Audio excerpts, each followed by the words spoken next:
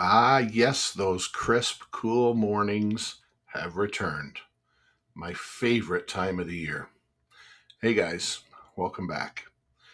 Beautiful northern Ontario. I was just outside the last few minutes having my morning coffee with the dog. Beautiful sunshine and a real nice coolness in the air. It's my favorite time of year. The return of NFL football coming very, very soon, which is another one of my passions. But the market over the last little while has been insane. Up, down, it doesn't know what it wants to do. But it was around this time last year that I got my wife into the market, and I'm going to analyze and look at what's happened since she's gotten in and what's happened to my stocks as well. Stick around. One of my shortcomings in life is I analyze things way too much. If I want to purchase a new TV or a new computer, a new guitar, I do so much research and so much investigation. Sometimes I spend so much time doing that, by the time I figure out what I want, I no longer want that item anymore. But it really does come in handy when you talk about the stock market. And I really love to look at and analyze data in the market, and specifically data about my and my wife's investments in the market.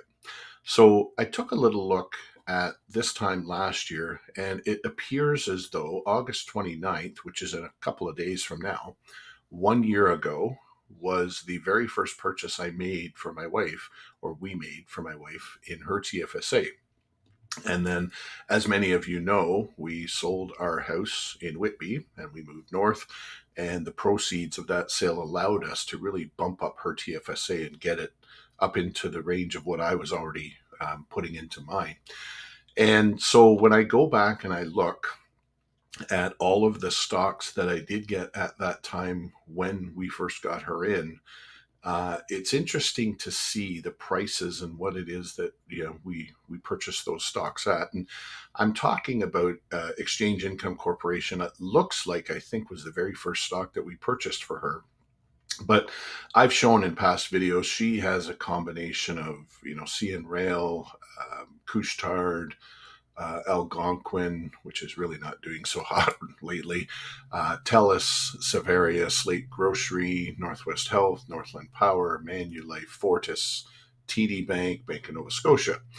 And of course, over the past year, we've been continuing to put money into her TFSA, and of course, using all of the dividend money that she gets. And using all the money that we get from dividends to purchase more stock. We have not taken any income from the dividend payers.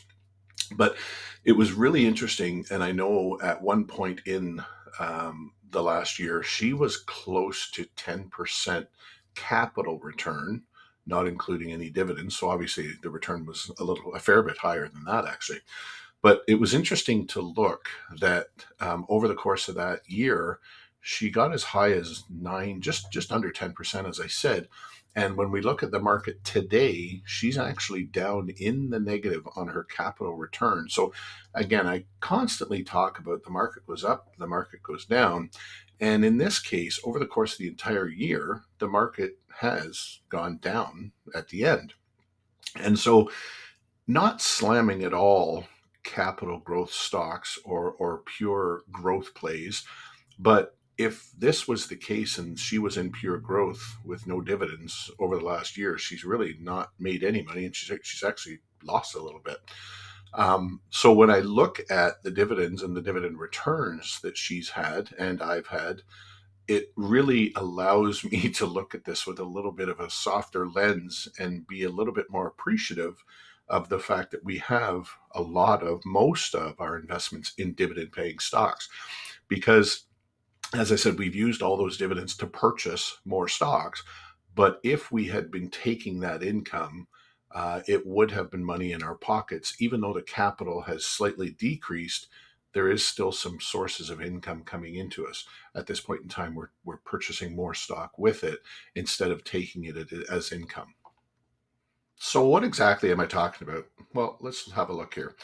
As I said, I'm an analyzer through and through when it comes to the stock market. What you can see on the screen here, you're looking at my TFSA, And I started my TFSA back in 2021. You can see at the top there. And I've recorded over the course of each of the last 3 years the amount of dividends. All of these stocks listed on the left-hand side are stocks that I either have been in or am currently in. If they're faded a little bit pink, those are the ones that I'm no longer in, but I did collect dividends from. And then the ones below that that are the various colors, those are stocks that I'm still in and still receive dividends from. So as you can see, if I look at the top there, 2021, 22, and 23 are the 3 different years. Excuse me. And you can see at the bottom, I've got a total here. So in the in the calendar year of 2023, you can see currently I'm sitting at $1,858.58 returned dividends to me from the various stocks that I've been in. And as I said, I've been using all of those returns, all of those dollars have reinvested and purchased more stock for me. The other thing I like to track right below those numbers, you can see the 58.51 and the 82.25. What that is the increase in dividend payments that I've received. So from 2021, which is the year I first started my TFSA, I had a 58.51% increase in year two of the dividend payments. From that into year three, I've had an 82.25 increase in my dividend payments. And of course, the bulk of that was a big time investment that I did and we did as we sold our house. So let me scroll down a little bit further here and you can see my wife's dividends. And these are the stocks that she has been and is currently in. And of course, she was not in the market in 2021. We got her started in 2022.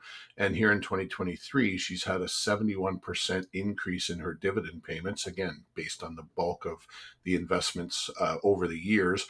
And she's currently sitting at $2,112 in dividend returns from her stocks in 2023. So as I said earlier, when I look at the investments that we've had and the capital growth or decline, we're currently sitting in a market right now where we're both in a bit of a decline in our capital. But as you can see in the total for 2023, we've had 3,970 some odd dollars returned to us this year in the way of dividends.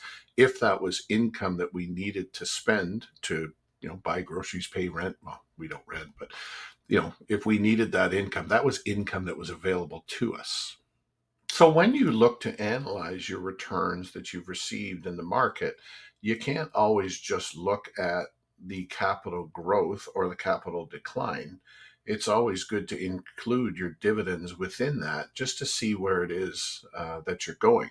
And of course, as I said, with this market being as crazy as it is right now, where we seem to have just huge returns and then a big drop off and fall and the up and the down and the up and the down. And over the course of this year, as I've just shown, it's actually gone down more than it's gone up for us anyway.